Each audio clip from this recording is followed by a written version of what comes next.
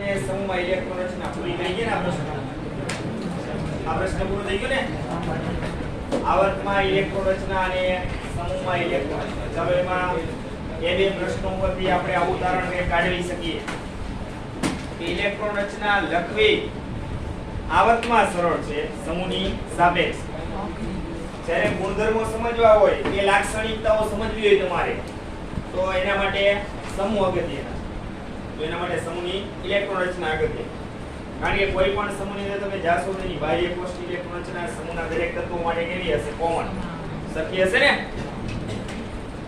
તો એના રાસાયણિક ગુણધર્મો સમાન રીતે થતા જોવા મળશે બરાબર એટલે કે ગુણધર્મો અથવા લાક્ષણિકતાઓ સમજવી હોય તો એના માટે સમૂહની ઇલેક્ટ્રોન રચના અગત્યની છે ઇલેક્ટ્રોન રચના લખવામાં એમાં થોડીક તકલીફ પડે સમૂહમાં કારણ કે સમૂહમાં ઉપરથી નીચે તરફ જશો એટલે પરમાણુ ક્રમાંક ખૂબ જ ઝડપથી વધશે ઇલેક્ટ્રોનની સંખ્યા ખૂબ જ ઝડપથી વધશે તો નવી નવી કક્ષકો ઝડપથી ઉમેરાતી જાય ને જ્યારે આવર્તમાં શોધાશે જે આવર્ત તમે લેશો એની અંદર તત્વો ગોઠવાતા જાય તો એ ક્રમશઃ ગોઠવાશે પરમાણુ ક્રમાંક એ ક્રમશઃ વધશે ઇલેક્ટ્રોનની સંખ્યા ક્રમશઃ વધે નવી નવી કક્ષકો ઝડપથી ઉમેરાશે નહીં કારણ કે બે કક્ષક આવે તો એ 6 તત્વોને ત્યાર પછી સમાવી દે કારણ કે એમાં વધુ 6 ઇલેક્ટ્રોન સમાય ને બે કક્ષક આવે તો 10 તત્વોને સમાવી દે 10 ઇલેક્ટ્રોન સમાય એક કક્ષક આવે તો 14 તત્વોને સમાવી દે 14 ઇલેક્ટ્રોન સમાય એટલે આ પ્રશ્ન છેલ્લે આપણે જોઈ ગયા ત્યાર પછી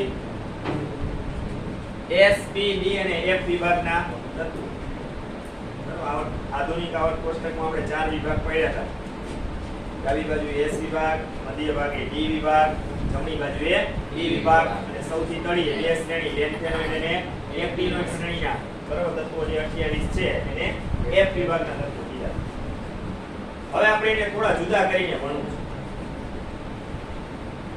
તો આ જે 4 વિભાગ આપણે કેવી રીતના પડ્યા છે આવર્ત કોષ્ટકમાં આવેલા જે દરેક તત્વો છે એની આપણે ઇલેક્ટ્રોન રચના લખીએ છીએ ત્યારે એમાં દાખલ થતો કે ગોઠવાતો છેલ્લો ઇલેક્ટ્રોન છે એ કઈ કક્ષકમાં ગોઠવાય છે એના આધારે તત્વોને 4 વિભાગમાં વર્ગીકૃત કરવા માટે વહેંચવામાં આવ્યા છે જો દાખલ થતો કે ગોઠવાતો છેલ્લો ઇલેક્ટ્રોન S કક્ષકમાં હોય તો એને S વિભાગના તત્વોમાં મૂકવામાં આવે છે દાખલ થતો છેલ્લો ઇલેક્ટ્રોન છે એ B કક્ષકમાં હોય તો એને B વિભાગના તત્વોમાં મૂકવામાં આવે છે છેલ્લો ઇલેક્ટ્રોન છે જો D કક્ષકમાં ભરાતો હોય કે દાખલ થતો હોય તો એને D વિભાગના તત્વોમાં મૂકીએ છીએ અને છેલ્લો ઇલેક્ટ્રોન છે જો F કક્ષકમાં ગોઠવાતો હોય તો એને F વિભાગના તત્વોમાં સ્થાન આપીએ છીએ આ પ્રમાણે આવર્ત કોષ્ટકમાં આવેલા લગભગ બધા જ તત્વો છે બરાબર એને વર્ગીકૃત કરી નાખીએ છીએ અને આનું પાલન કરે છે આ નિયમ કે દાખલ થતો છેલ્લો ઇલેક્ટ્રોન કઈ કક્ષકમાં છે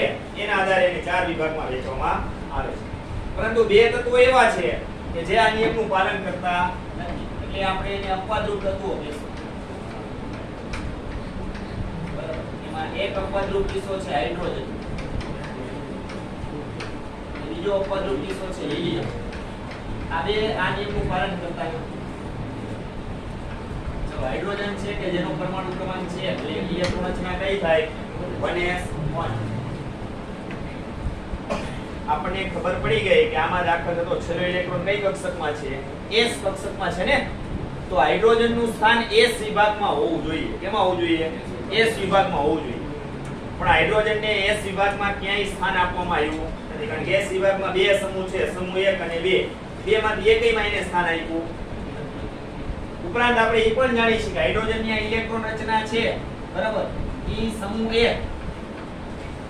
એ સમૂહ 1 જેની બાહ્ય કોષની ઇલેક્ટ્રોન રચના કઈ છે NS1 એને સમાન છે જો હાઇડ્રોજન પરમાણુની આ ઇલેક્ટ્રોન રચના છે એ NS1 ને સમાન છે ને NS1 કોની ઇલેક્ટ્રોન રચના છે બાહ્ય કોષની સમૂહ 1 એના જેવી છે તો આનો મતલબ એ થયો કે હાઇડ્રોજનને સ્થાન સમૂહ 1 માં આપવું જોઈએ ને એ સૌથી ઉપર હોવો જોઈએ ને લિથિયમથી નહીં ઉપર હાઇડ્રોજન ગોઠવાયેલો હોવો જોઈએ પણ આવું નથી એનું કારણ આપણે જાણીએ છીએ હાઇડ્રોજનને આપણે સ્થાન વચ્ચે આપ્યું કારણ કે જો હાઇડ્રોજન તત્વ છે એ સમૂહ 1 ની આલ્કલી ધાતુની માફકે વર્તે છે એક ઇલેક્ટ્રોન ગુમાવી પોતાની કક્ષક ખાલી કરે કે પૂર્ણ કરે એની સ્થિરતા વધારે હોય પછી ઊંડા વાયુ હોય તો ભલે ખાલી કક્ષક કરી નાખે તોય ભલે એના જેવું વલણ ધરાવે છે ઉપરાંત હાઇડ્રોજન પરમાણુ છે એ સમૂહ 17 હેલોજન સમૂહ કે હેલોજન તત્વો છે એના જેવી વૃત્તિ ધરાવે છે. એક ઇલેક્ટ્રોન સરળતાથી મેળવે છે અને નિષ્ક્રિય વાયુ જેવું બનવાનું વલણ પ્રાપ્ત કરે છે. તો એનું સ્થાન સમૂહ 17 પ્રમાણે તમે જુઓ તો જમણી બાજુ હોવું જોઈએ. સમૂહ 1 ની જેમ વર્તે છે તો ડાબી બાજુ હોવું જોઈએ. એટલે વૈજ્ઞાનિકોએ હાઇડ્રોજનને ક્યાં મૂકી દો? વચ્ચે. ખરેખર એનું સ્થાન S વિભાગમાં હોવું જોઈએ. અને જો સમૂહ 17 માં જાય તો એ B વિભાગમાં આવે ને, તો જમણી બાજુ કહેવાય. S વિભાગમાં તો ડાબી બાજુ કહેવાય. પણ એ વચ્ચે શા માટે મૂકી છે ખબર પડી ગઈ? કારણ કે જ્યારે તમારે આમ આ પ્રકારનો આ બાજુનો ગુણધર્મ ધરાવતું હોય ત્યારે એ બાજુ મૂકી દેવાનું. આ બાજુનો ગુણધર્મ ધરાવે સમૂહ 17 જેવો ત્યારે એ બાજુ મૂકી દેવાનું. એટલે વચ્ચે સ્થાન આવી. પણ આ એ પ્રમાણે ગોઠવાયેલો નથી. જે આપણે નિયમ કીધો ને S વિભાગમાં ખરેખર હોવો જોઈએ પણ નથી લખવા દે. બીજું હિલિયમ He પરમાણુ ક્રમાંક 2 ઇલેક્ટ્રોન રચના 1s2. હિલિયમમાં દાખલ થતો છેલ્લો ઇલેક્ટ્રોન S કક્ષકમાં છે ને, તો એનું સ્થાન S વિભાગમાં હોવું જોઈએ અને સમૂહ 2 માં હોવું જોઈએ. કારણ કે સમૂહ 2 ની બાહ્ય કોષની ઇલેક્ટ્રોન રચના કઈ છે? NS2 આલ્કલાઇન અર્ધધાતુ સમૂહ છે. એને સમાન છે જો NS2. એનું સ્થાન સમૂહ 2 માં હોવું જોઈએ S વિભાગ. હિલિયમનું સ્થાન ક્યાં છે? P વિભાગમાં સમૂહ 18 ઉમદા વાયુ સમૂહ. એનું પ્રથમ તત્વ હિલિયમ છે ને, તો આમાં તો જોવો જોઈએ S કક્ષક ભરાય છે. P કક્ષક તો ભરાતી નથી, જેનું સ્થાન P વિભાગમાં ખરેખર હોવું જોઈએ નહીં, છતાંય છે. જો એ નિયમનું પાલન કરતું નથી. આપણે કીધું દાખલ થતો છેલ્લો ઇલેક્ટ્રોન કે ગોઠવાતો છેલ્લો ઇલેક્ટ્રોન કઈ કક્ષકમાં છે એના આધારે તત્વોને આપણે 4 વિભાગમાં વહેંચ્યા છે. આ એનું પાલન કરતો શા માટે તમને ખબર છે? કારણ કે એની બાહ્ય કોષ છે એનો કે છેલ્લી જે કક્ષક છે એ પૂર્ણ ભરાયેલી છે, ઉમદા વાયુ સમૂહ જેવી રચના પ્રાપ્ત કરે છે. માટે હિલિયમને નિષ્ક્રિય વાયુ સમૂહ કે ઉમદા વાયુ સમૂહમાં મૂકવામાં આવ્યું. ખરેખર એને કે ત્યાં હોવું જોઈએ S વિભાગમાં. આ બે અપવાદરૂપ કિસ્સાઓ છે. અનુક્રમે આવર્તના પ્રથમ આવર્તના બે તત્વો આવી ગયા, હાઇડ્રોજન અને બાકીના બધા તત્વો છે મેં કીધું ને નિયમ એ પ્રમાણે એનું પાલન કરે છે. એની આપણે ચર્ચા હવે કરીએ. ચાલો હવે સૌપ્રથમ આપણે S વિભાગના તત્વો પહેલા મળીએ. એકદમ સરળ છે. S વિભાગના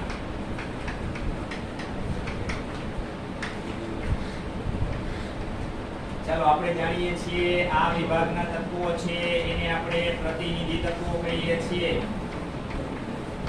અથવા એને મુખ્ય તત્વો ગણવામાં આવે છે. S વિભાગના તત્વો છે અને પ્રતિનિધિ તત્વો કહીએ છીએ અથવા મુખ્ય તત્વો ગણવામાં આવે છે. બીજી બાબત, આ વિભાગમાં કેટલા સમૂહનો સમાવેશ થાય છે? 2. સમૂહ 1 અને સમૂહ 2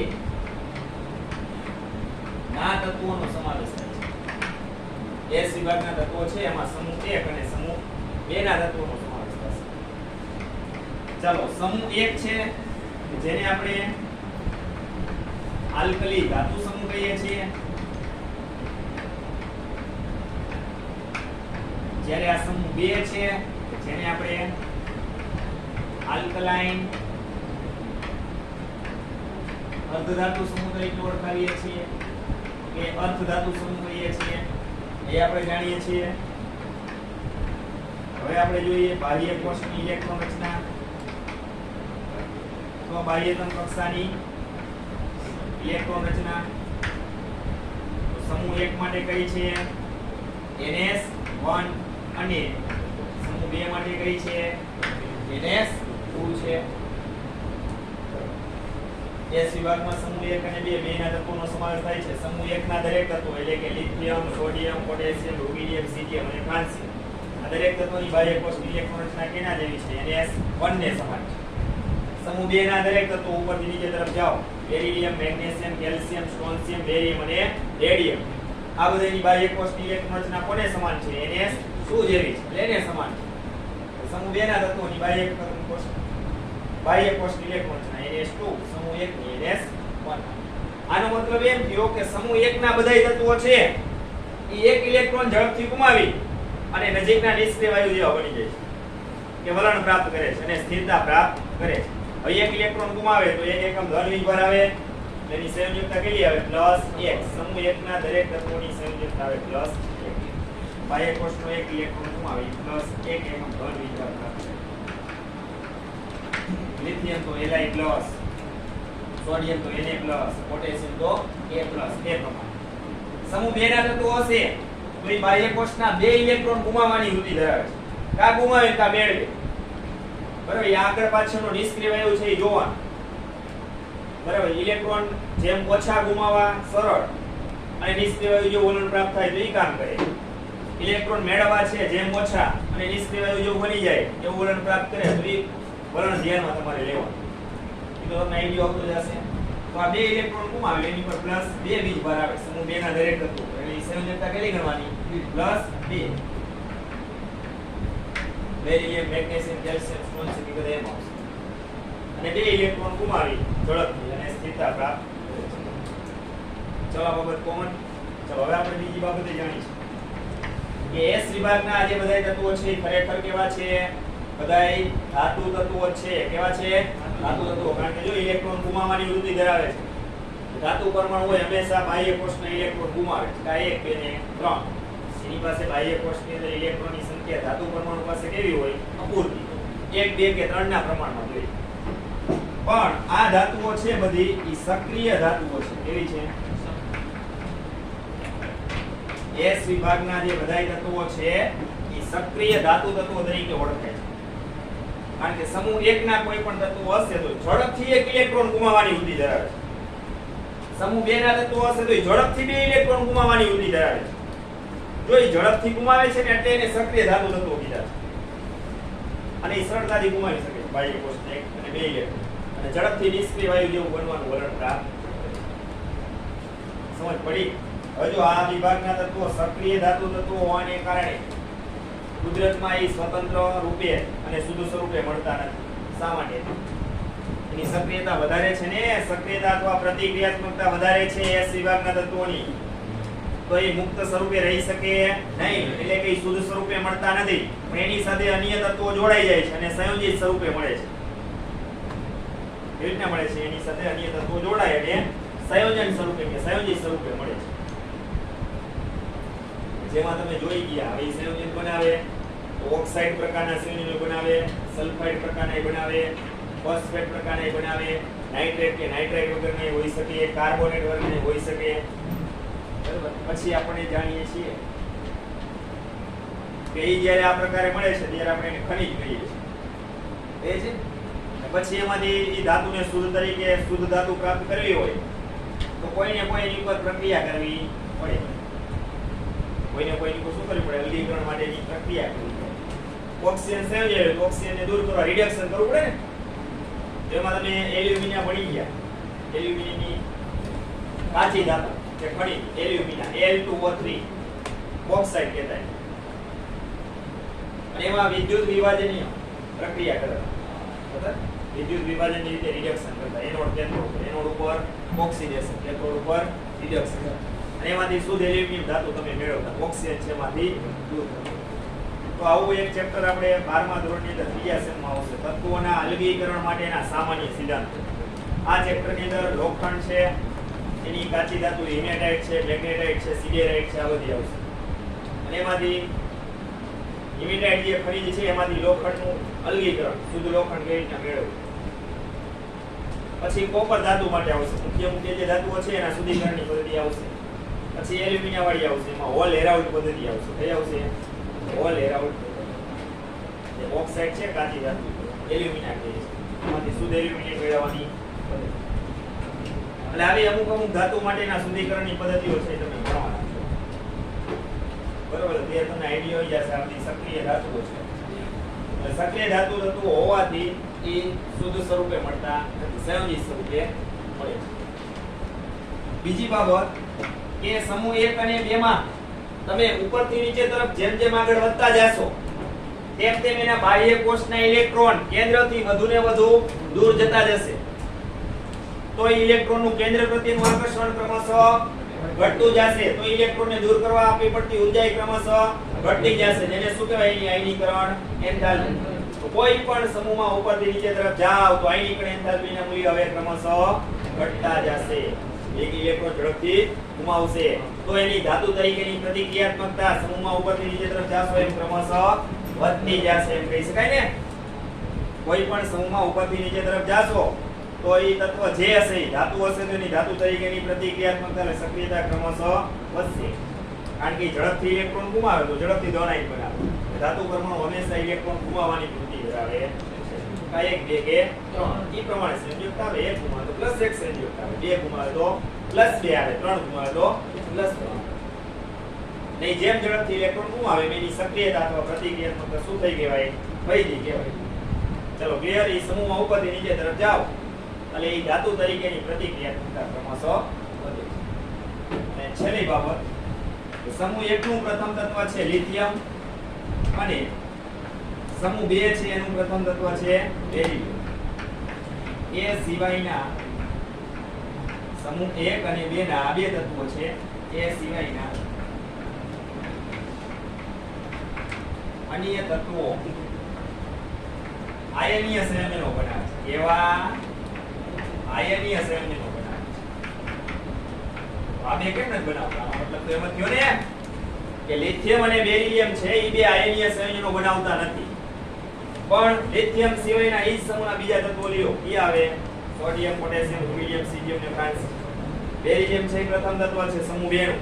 એ સિવાયના બીજા લ્યો. ઈ આવે મેગ્નેશિયમ, કેલ્શિયમ, સ્ટ્રોન્શિયમ, બેરિયમ ને રેડિયમ. ઈ બધા આયનીય સંયોજનો બનાવે છે. આનો મતલબ તો એમ થયો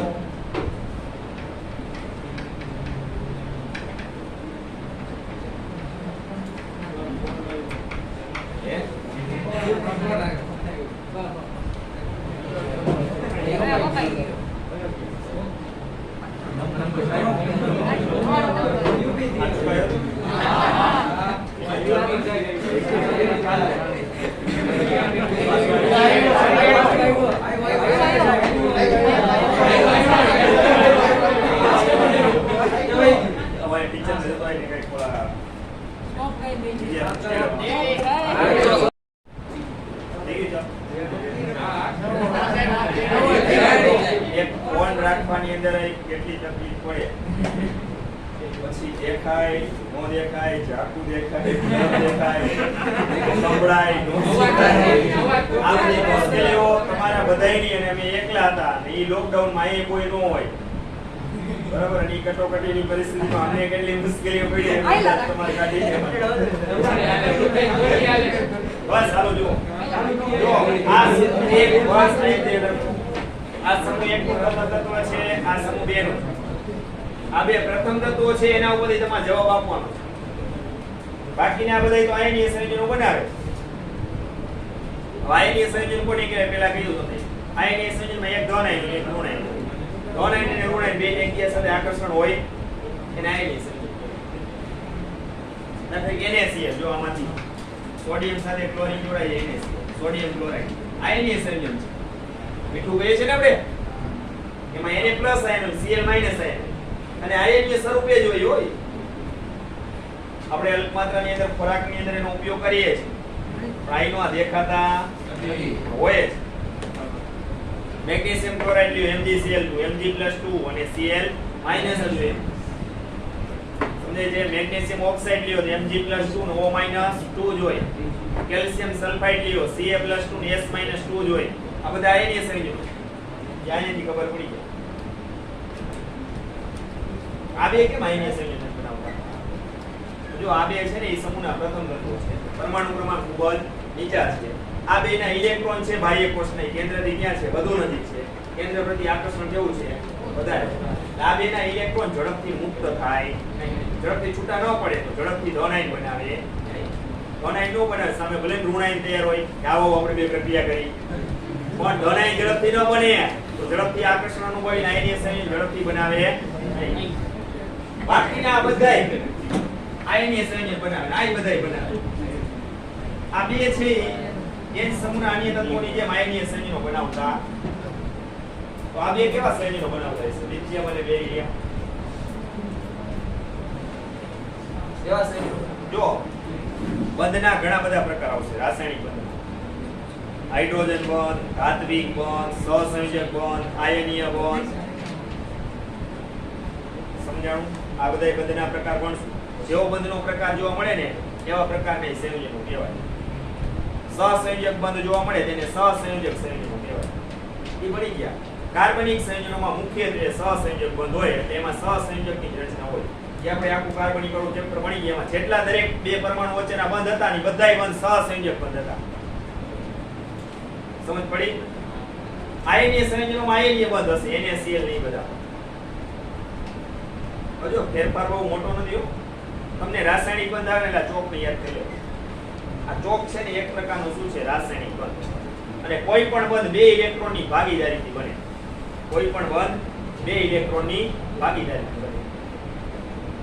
બંધમાં તો બે જ ઇલેક્ટ્રોન હશે, પણ હવે આ બે ઇલેક્ટ્રોનની ભાગીદારી કેવી રીતના થઈ એ મહત્વનું છે. બરાબર? કારણ કે બંધના આ બાજુના છેડે એક પરમાણુ હશે, બંધના આ બાજુના છેડે એક પરમાણુ હશે. હવે બે પરમાણુ કેવી રીતના ઇલેક્ટ્રોનની ભાગીદારી કરે એ મહત્વનું. જો આયનીય સંયોજનમાં ખબર પડી ગઈ આ છેડેનો અથવા આ છેડેનો કોઈ પણ એક પરમાણુ એવો હોય છે કે ઇલેક્ટ્રોન આપતો હોય છે. આમાં કોણ છે આપે એવો? સોડિયમ. અહીંથી વળી જાય એટલે શું બનાવે? ધન આયન. બીજા છેડે એવો જ પરમાણુ હોય કે ઇલેક્ટ્રોન મેળવનાર હોય. બરાબર? ઇલેક્ટ્રોન મેળવે શું બનાવે? ઋણ આયન. એક છેડે ધન આયન, એક છેડે ઋણ આયન. આયની છે. સમજ પડી? પછી સહસંયોજક બંધમાં શું હોય તમને સમજો કે એમાં સમાન સંખ્યામાં ઇલેક્ટ્રોનની ભાગીદારી થાય, સરખી સંખ્યા. આ પરમાણુ એક ઇલેક્ટ્રોન લાવે ભાગીદારીમાં, આ બાજુનો પરમાણુ એક ઇલેક્ટ્રોન લાવે, બે એક એક લાવ્યા, સરખી સંખ્યામાં ભાગીદારી થઈ, તો આ બંધને સહસંયોજક બંધ કહેવાય. સૌથી પ્રબળ બંધ એટલે સહસંયોજક બંધ, કારણ કે એમાં ઇલેક્ટ્રોનની ભાગીદારી વધુ પ્રમાણમાં થાય છે. કક્ષકોનું જે સમિશ્રણ થાય ને એ એકબીજાથી વધુ નજીક રહીને થાય. વધુ નજીક રહી થાય એટલે શું થાય? ઇલેક્ટ્રોનની ભાગીદારી વૈધી કહેવાય. બંધની પ્રબળતા વૈધી. સમજ પડી? પછી હાઇડ્રોજન બંધ છે. હાઇડ્રોજન બંધ છે એક પ્રકારનું માત્ર આકર્ષણ બળ છે. બે અણુ છે એના જે છેડાઓ લ્યો, બરાબર? એમાં આ બાજુનો જે અણુ છે એનો આ બાજુનો પરમાણુ છે એ કેવો હોવો જોઈએ? એક હાઇડ્રોજન પરમાણુ જ આવે એક અણુની. બીજો લ્યો છો એમાં હાઇડ્રોજન કરતા સામે જોડાનાર જે પરમાણુ આવે બે અણુના વિરુદ્ધ છેડાઓ આવે સંપર્કમાં જાય તો એ હાઇડ્રોજન કરતા વધુ વિદ્યુત ઋણ પરમાણુ જોવો જોઈએ. જેમ કે નાઇટ્રોજન છે, ક્લોરીન છે, ફ્લોરિન છે, ઓક્સિજન છે, એ જોવો જોઈએ. આ બાજુના છેડે ઓક્સિજન આવતું, આ બાજુના છેડે બીજા અણુનો શું આવે? હાઇડ્રોજન. બે વચ્ચે વિદ્યુત ઋણતાનો મોટો તફાવત ઉત્પન્ન થાય, જેના કારણે એ બે અણુના વિરુદ્ધ છેડાઓ વચ્ચે આકર્ષણ બળ ઉત્પન્ન થાય, એને હાઇડ્રોજન બંધ કહેવાય. પછી તમે વિક્ષેપણ બળે ભણી ગયા. બરાબર? બે પરમાણુ કે બે અણુ વચ્ચે જ્યારે આંતરક્રિયા થાય છે ને એ અગત્યની છે. એના ઉપરથી જ આ બધી રાસાયણિક પ્રક્રિયાનો ઉદ્ભવ થયો છે. વિક્ષેપણ બળ ભણી ગયા, અથવા તમે એને શું કહેતા? લંડન બળ. પછી ત્રિધ્રુવીય બળ, ત્રિધ્રુવીય પ્રેરિત ત્રિધ્રુવીય બળ, હાઇડ્રોજન બંધ, સહસંયોજક બંધ, આયનીય બંધ, ધાત્વિક બંધ, ધ્રુવીય સહસંયોજક બંધ. આ બધાય આકર્ષણ બળના જ પ્રકારો છે. આ દરેક બંધ છે એ એક પ્રકારનું આકર્ષણ બળ જ છે. આ પરમાણુ નહીં પરમાણુ બે પરમાણુ એકબીજાની નજીક આવે રાસાયણિક પ્રક્રિયા થવા માટે કે જોડાવા માટે, ત્યારે એમાં જે આકર્ષણ બળ પ્રવર્તે છે એના આધારે રાસાયણિક બંધની રચના થઈ, એના આધારે સંયોજન ઉદ્ભવ્યા.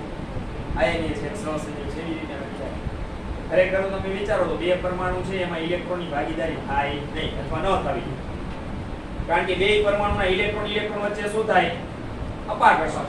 નિર્વિદ્યુતના નિયમ પ્રમાણે, કારણ કે આ બાજુના પરમાણુ ઇલેક્ટ્રોન ઋણ ઉજ્વારી, આ બાજુના પરમાણુ ઇલેક્ટ્રોન ઋણ ઉજ્વારી, તો બેના ઋણ ઉજ્વાર વચ્ચે તો શું થાય? અપાકર્ષણ. બે પરમાણુ એકબીજાથી ક્યાં જવા જોઈએ? દૂર.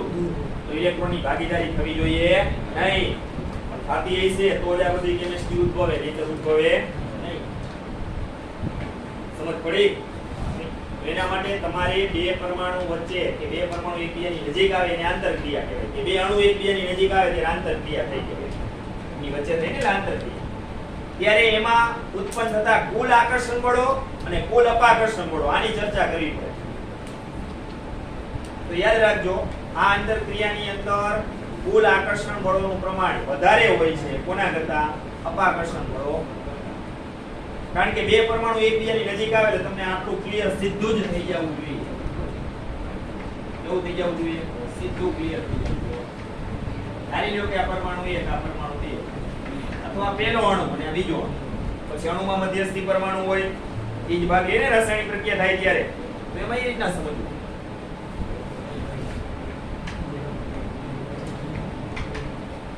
આમાં કેટલી સ્થિતિ ઉદ્ભવી તમે વિચારો.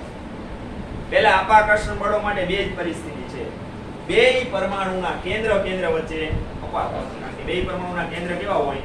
ધન વિચલિત. બરાબર? બેય પરમાણુના ઇલેક્ટ્રોન વચ્ચે અપાકર્ષણ. જો આ પહેલો પરમાણુ છે એના ન્યુક્લિયસને હું N1 કહી દઉં કે Na કહી દઉં, આને Nb કહી દઉં. અપાકર્ષણમાં Na Nb શું થાય? અપાકર્ષણ. પછી પહેલા પરમાણુનો ઇલેક્ટ્રોન એટલે Ea કહી દઉં, આ બીજા પરમાણુનો ઇલેક્ટ્રોન છે ને Eb કહી દઉં. એ બે વચ્ચે શું થાય? અપાકર્ષણની શક્યતાઓ કેટલી? બે.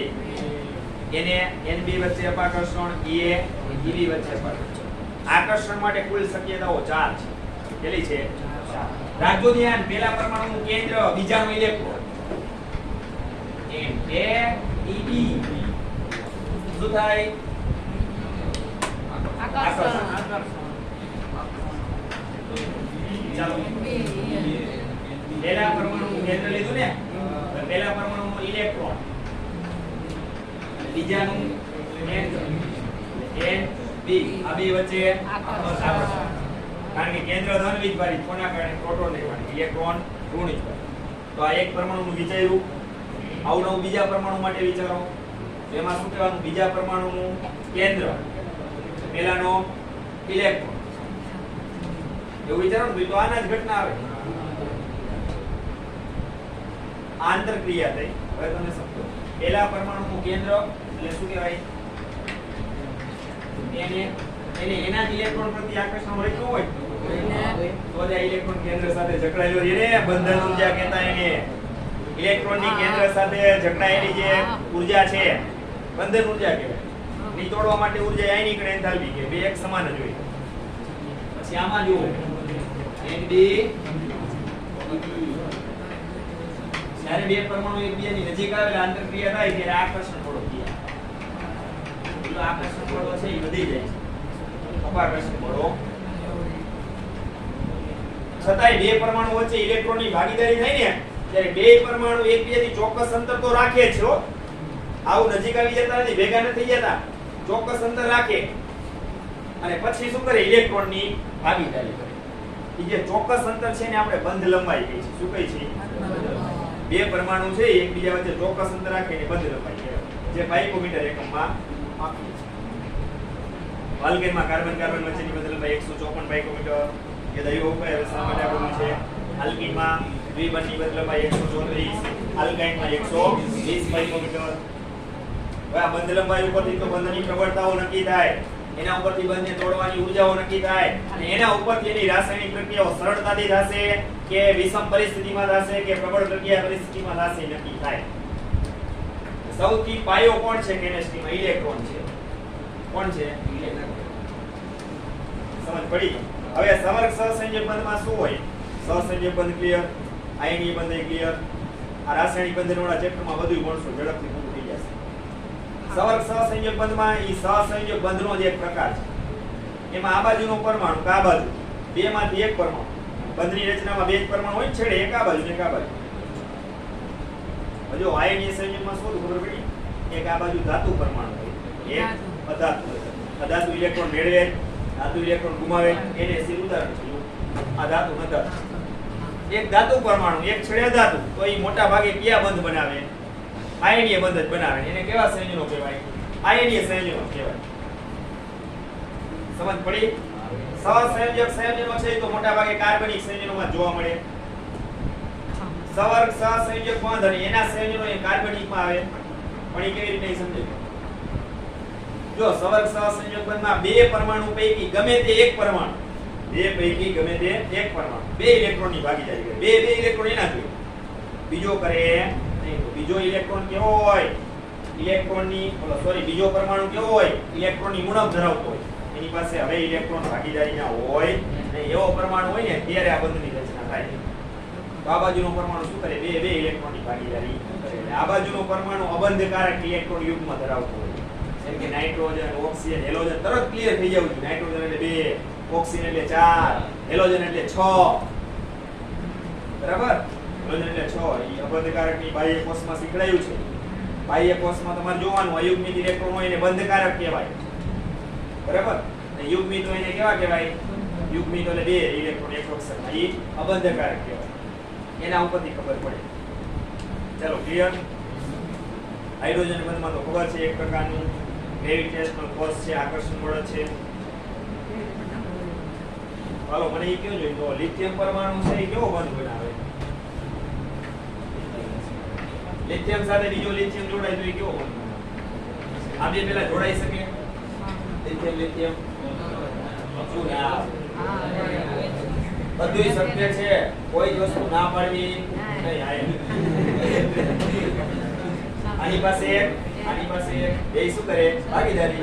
બે અષ્ટક રચના પૂર્ણ કરી, નિષ્ક્રિય વાયુ જેવા થઈ ગયા. કેવો બંધ? એક સમાન સંખ્યામાં ઇલેક્ટ્રોનની ભાગીદારી, સહસંયોજક બંધ.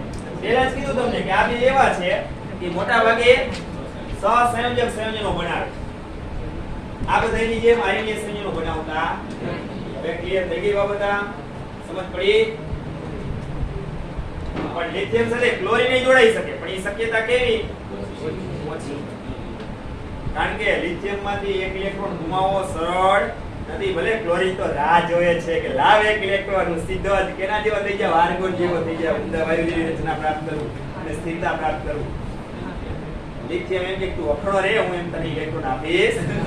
કારણ કે મારું કે ઇલેક્ટ્રોન નું કેન્દ્ર પ્રત્યેનું આકર્ષણ એમાં કેવું છે? થઈ શકે. પણ એના માટે આપણે જે વચ્ચે એરો કરી છે ને પ્રક્રિયા સમજી લીધી, ત્યારે પ્રબળ પ્રક્રિયા પરિસ્થિતિ જોઈએ. કેવી જોઈએ? એટલે કે અહીંયા તાપમાન દબાણને ઉદ્દીપક લઈ છે, ઊંચી પરિસ્થિતિના લેવા પડે ત્યારે ઈ પોસિબલ છે. પોસિબલ બધું ના પડવાની. તમે લોસ એલિમેન્ટનો સિદ્ધાંત જોયા ને?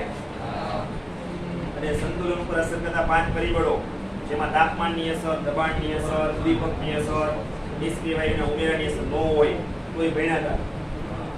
હજી એક કઈ બાકી રહી? સાંદ્રતા. પ્રક્રિયકોને એ બાજુની સાંદ્રતામાં ફેરફાર કરો, સંતુલન કઈ તરફ આગળ કરશે તમે સારી રીતે હવે એ બધી વસ્તુ છે ને પ્રક્રિયા પરિસ્થિતિ નક્કી કરવામાં ખૂબ અગત્યની. બરાબર, એના આધારે નક્કી થાય. કદાચ LiCl સંયોજન બનતું હોત ને તો એમાં જો આવું થાય. કેવું થાય? આવું. પહેલું સ્ટેપ આ હોત, U હોત. આ લિથિયમ માંથી એક ઇલેક્ટ્રોન ને દૂર કર્યો કહેવાય અને Li+ આયન બને. આના માટે વધુ ઊર્જાની જરૂર પડે. બરાબર. પછી ક્લોરીન શું કરે? આને જે એક ઇલેક્ટ્રોન ગુમાવ્યો ને એ મેળવી શું બનાવે? Cl. આ ઇલેક્ટ્રોન ગુમાવેલ એનું શું થયું કહેવાય? ઓક્સિડેશન. આ ઇલેક્ટ્રોન મેળવેલ એનું શું થયું કહેવાય? રિડક્શન. અને આ બે પ્રક્રિયાનો સરવાળો કરો એટલે રેડોક્સ પ્રક્રિયા મળી જાય. આ બે અર્ધ પ્રક્રિયાનો સરવાળો કરો એટલે બનતી પ્રક્રિયાને શું કહેવાય? રેડોક્સ. ચાલો આ બાજુ ઇલેક્ટ્રોન છે, સમીકરણ આ બાજુ છે. Cl ઉડી જાય, Li ઉડી જાય, 0. બરાબર ને? આવું નો કરતા. આ બે પેર છે, આ ક્લોરીન છે ને આ ક્લોરાઇડ આયન. આની પાસે 17 ઇલેક્ટ્રોન છે ને આને એક મેળો 18 છે, એટલે ઉડે નહીં. ઇલેક્ટ્રોનની સંખ્યામાં તફાવત છે. ઘણા ઉડાડી છે ભાઈ, એમાં શું ફેર પડે? એ ના મુની કામ છે. આવું કઈ કરવાનું રાખો ને એમ ના હો. હવે ડાબી બાજુ ઓળો ભાગ ડાબી બાજુ લખો. Li + Cl. હા બે જોડાણા જો. તો Li + Cl આમ રહી શકે નહીં. ધરાઈ સાથે ઋણાઈને આકર્ષણ Li રેડી. પણ આ LiCl માં તમે જોવો ને એટલે આવું કેવું હોય આયનીય પણ આ મુશ્કેલ છે આ પ્રક્રિયા. આ તમે સમજાયું આયનીય સંયોજન આની જેની બનાવતા નિકટ પરિસ્થિતિમાં બનાવી છે. ચાલો હવે ક્લિયર આટલું.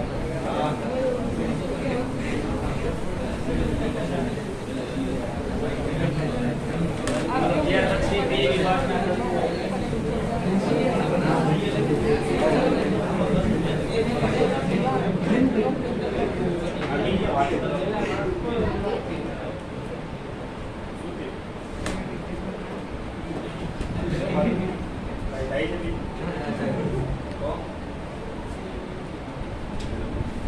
વાતો કેમ કરવા માંડ્યા?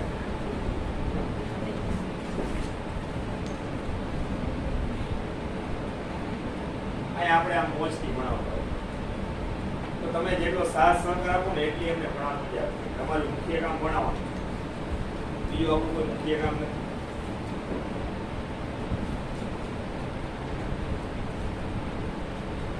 હજી તો તમારે સ્ટેબિલિટી આવી કેળવી, હજી એક વર્ષ સખત ભણવાનું છે. આ વખતે તમે કેવું ભણ્યા? ઘડીક તમે ઘરે રહીને ભણ્યા, ઘડીક અહીંયા આવીને ભણ્યા, ઘડીક તો કઈ નક્કી જ નહોતું ક્યાં રહીને ભણ્યા, ઘડીક તો જોઈન્ટ થઈ ગયા હતા પણ ક્યાં નક્કી નહોતું. આમ જ ભણ્યા. હવે રેગ્યુલર કઈક થયા ભેગું નહીં થાય. ટૂંકા સમયમાં તમારે વધુ પૂરું કરવાનું, નહીતર તો જો આ માર્ચ ચાલુ થયો ને, અત્યારે લગભગ તમારે 12 ઓલમોસ્ટ ચાલુ થઈ ગયું. એની જગ્યાએ હજી અમારે એક બે ચેપ્ટર બધા સાઈડને ચલાવવાના બાકી.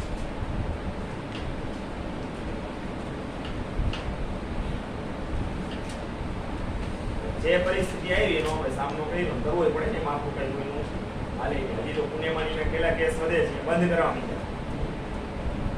બાળકો શોખ હોય એની ઉપર આવા પ્રયોગો કરાય, એને બે પરમાણુ વચ્ચેનું આકર્ષણ લાગી જાય, જ્યાં આપણે નથી એટલે બહુ આઈડિયો નથી. બાકી અમદાવાદમાં ત્યાં કેસ જો વધતા જાય છે. એના જે કોવિડ સેન્ટર જે ક્લોઝ કર્યા હતા ને પાછા બધા ઓપન કરી દે.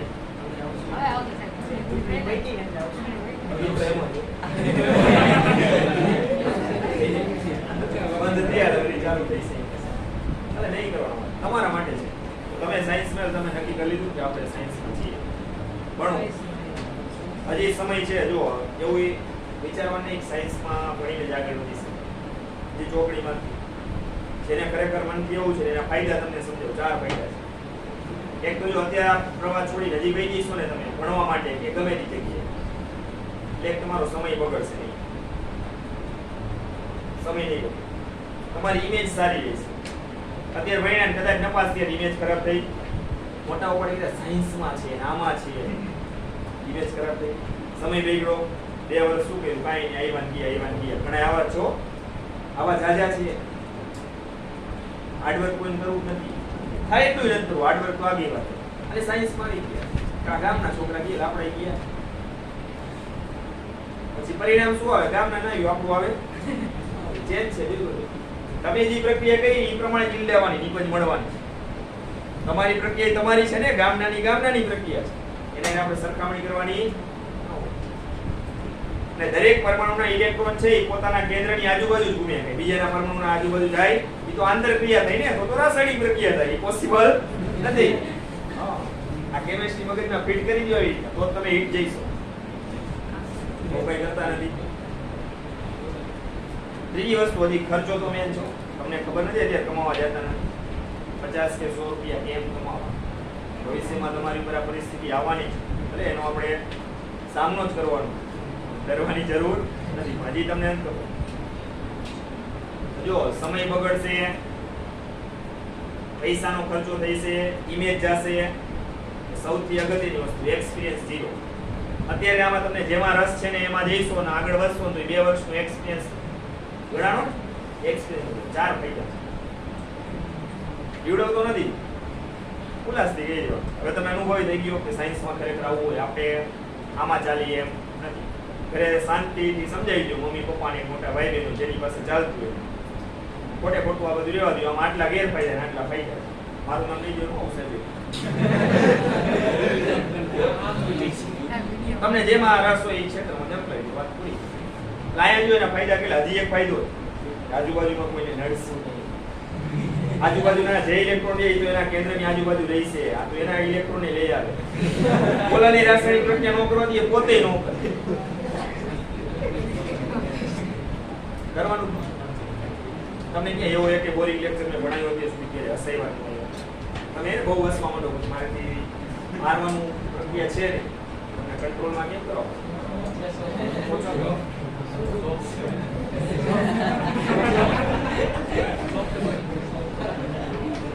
આનો જો ત્યાર પછી આપણો હવે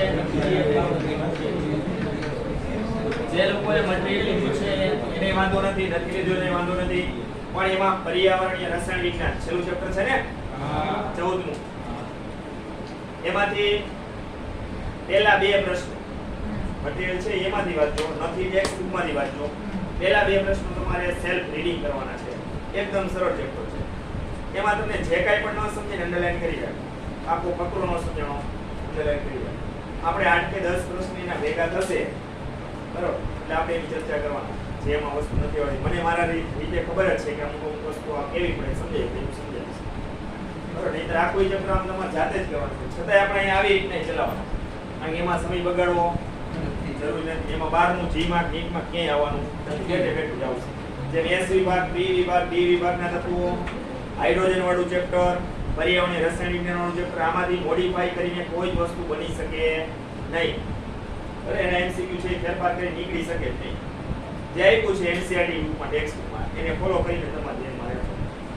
એના 2 પ્રશ્નો બધાય તૈયાર કરવાના. હવે હું કદાચ આવતીકાલે ભૂલી જાઉં બીજા 2 કહેતા હોઉં, તમારે વળી પાછી એના પછીના 2 યાદ કરીને તૈયાર કરી દો. એ ચેપ્ટરમાં દરરોજ 2 જ પ્રશ્ન તમારે સેલ્ફ રીડિંગ કરવાના. 5 કે 10 મિનિટનો સમય જોશે. રેડી અને નો આવડી અંડરલાઈન કરવાના. 10 પ્રશ્નો ભેગા થઈને મને કહી દેવાનું. આપણે એની ચર્ચા હારે હારે ચાલો જો ત્યાર પછી પી વિભાગના તત્વો. ચાલો આ તત્વોને આપણે કયા નામથી ઓળખાવીએ છીએ? પ્રતિનિધિ તત્વો જ કીધા હતા બરાબર. એસ અને પી વિભાગના તત્વો છે એ સંયુક્ત રીતે પ્રતિનિધિ તત્વો અથવા મુખ્ય તત્વો તરીકે જ ઓળખાય છે. બીજી બાબત, આની અંદર કેટલા સમૂહનો સમાવેશ થશે? તો સમૂહ 13 થી 18. કુલ કેટલા સમૂહ સમાયેલા છે? 6. કેટલા સમૂહનો સમાવેશ થશે? 6. ત્યાર પછી વાત કરીએ તો બાહ્યતમ કક્ષાની ઇલેક્ટ્રોન રચના અથવા બાહ્ય કોષની ઇલેક્ટ્રોન રચના. તો આમાં બદલતી રહીએ, કારણ કે વધારે સમૂહ આવ્યા ને, આમાં વધારે સમૂહ આવે છે આમાં બાહ્ય કોષની ઇલેક્ટ્રોન રચના બદલતી રહીએ. NH2NP1 થી NH2NP6 સુધીની મર્યાદામાં બદલતી રહીએ. પણ છેલ્લે તો p કક્ષક આવે. કોઈ પણ તત્વની ઇલેક્ટ્રોન રચના લખો, દાખલા તરીકે છેલ્લો ઇલેક્ટ્રોન p કક્ષકમાં આવે તો જ એને p વિભાગમાં મૂકી શકાય. p વિભાગમાં p કક્ષકમાં કાંઈ એક ઇલેક્ટ્રોન હોય, કા 2 હોય, 3 હોય, 4 હોય, 5 હોય, વધુ કેટલા સમાય? 6. આનાથી વધારે સમાય નહીં. બોરોન જો પરમાણુ ક્રમાંક 5 1s2 2s 2 2p1 આવી ગઈ.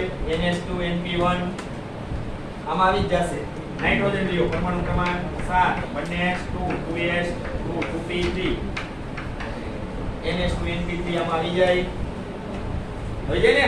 નિયોન લ્યો પરમાણુ ક્રમાંક 10 1s2 2s2 2p6 ns2np6 બધે બી વિભાગમાં જમણી બાજુ ઉપર અધાતુ તત્વ, વચ્ચે અર્ધધાતુ, તળિયે આ બધાની ઇલેક્ટ્રોન રચના તમે જોજો આમાં આવી જશે.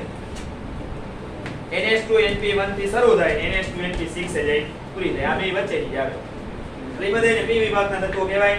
કારણ કે દાખલા તરીકે છેલ્લો ઇલેક્ટ્રોન કઈ કક્ષકમાં આવશે? બધાયમાં પી કક્ષકમાં જ આવશે.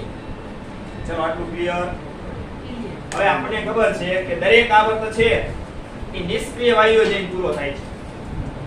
નિષ્ક્રિય વાયુ એટલે ઊંડા વાયુ. અહીંયા જઈને પૂરો થાય જમણી બાજુ પૂરો થાય ને દરેક આવર્ત. જમણી બાજુ કોણ આવે? પી વિભાગ. એમાં સૌથી છેલ્લે કોણ આવે? 18મો ઊંડા વાયુ સમૂહ.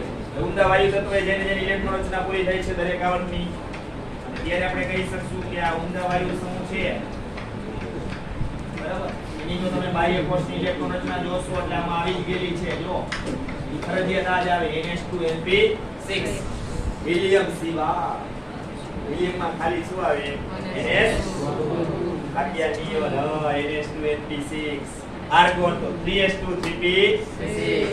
પછી ક્રિપ્ટોન ખબર પડી ગઈ? ઝેનોન રેડોન આ બધામાં આવી ગયો. ચાલો આ સમૂહ 18 છે એ પહેલાના 2 સમૂહ અગત્યના છે. એક સમૂહ 17 એક સમૂહ 16. આ જે સમૂહ 17 છે એને ફ્લોરિન સમૂહ કહેવાય. અથવા હેલોજન સમૂહ. ફ્લોરિન સમૂહ શા માટે? જો એ દરેક સમૂહ માટે નિયમ છે કે દરેક સમૂહનું પ્રથમ જે તત્વ છે ને એ જ નામથી એને ઓળખી શકાય. દરેક સમૂહનું પ્રથમ જે તત્વ હોય એનું જે નામ છે એ જ નામથી સમૂહને ઓળખવામાં આવે. આ એક નિયમ છે. સમૂહ 17 નું પ્રથમ તત્વ ફ્લોરિન છે તો એને ફ્લોરિન સમૂહ કહેવાય. એમાં બધા હેલોજન તત્વો છે એને હેલોજન સમૂહ કહેવાય. તેવી જ રીતના સમૂહ 16 છે એને ચાલ્કોજન સમૂહ કહેવામાં આવે છે. અંડરલાઈન કરજો. એને ચાલ્કોજન સમૂહ કહેવામાં આવે છે. અથવા એનું પ્રથમ તત્વ કોણ છે? ઓક્સિજન. એને ઓક્સિજન સમૂહ કહી શકીએ. તો એને આપણે ઓક્સિજન સમૂહ કહીએ.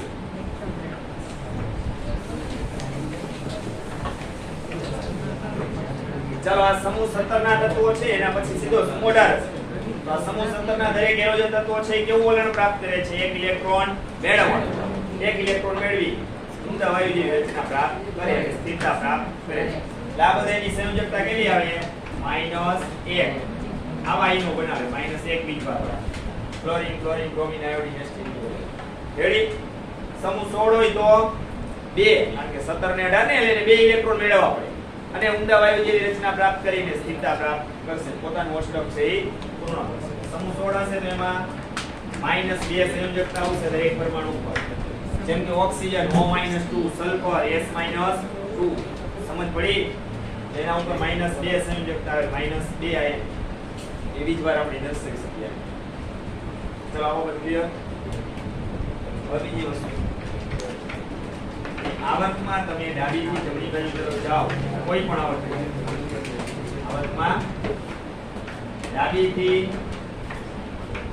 જમણી બાજુ તરફ જતા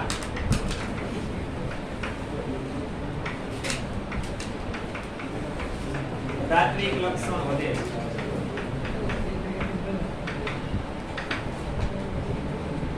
ચલો આવર્તમાં તમે ડાબીથી જમણી બાજુ તરફ જાઓ તો જમણી બાજુ તો શું છે?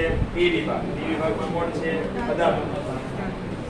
તો અધાતુ તરીકેની પ્રતિક્રિયાત્મકતા વૈધી અથવા સક્રિયતા વૈધી, જેને અધાત્વિક લક્ષણ પણ કહેવાય. સમૂહ લ્યો તો સમૂહમાં આપણે ઉપરથી નીચે તરફ જવાનું આવે. સમૂહમાં ઉપરથી નીચે તરફ જતા પછી કોઈ પણ સમૂહ હોય એમાં ધાત્વિક ગુણ વધે છે અથવા ધાત્વિક લક્ષણ વધે છે અથવા ધાતુ તરીકેની પ્રતિક્રિયાત્મકતા વધે છે અથવા ધાતુ તરીકેની સક્રિયતા વધે છે. શા માટે? જો તમને ખબર છે, ઉપરથી નીચે તરફ જાઓ એટલે બાહ્ય કોષના ઇલેક્ટ્રોન કેન્દ્રથી વધુ ને વધુ દૂર જાય, ઝડપથી મુક્ત થાય ઇલેક્ટ્રોન. તો ધાતુ તરીકેની પ્રતિક્રિયાત્મકતા કે ધાત્વિક લક્ષણમાં શું થાય? ક્રમશઃ. ચાલો પી વિભાગના તત્વો ક્લિયર બધાને સમજાઈ ગયું. હવે ત્યાર પછી આવશે ડી વિભાગના.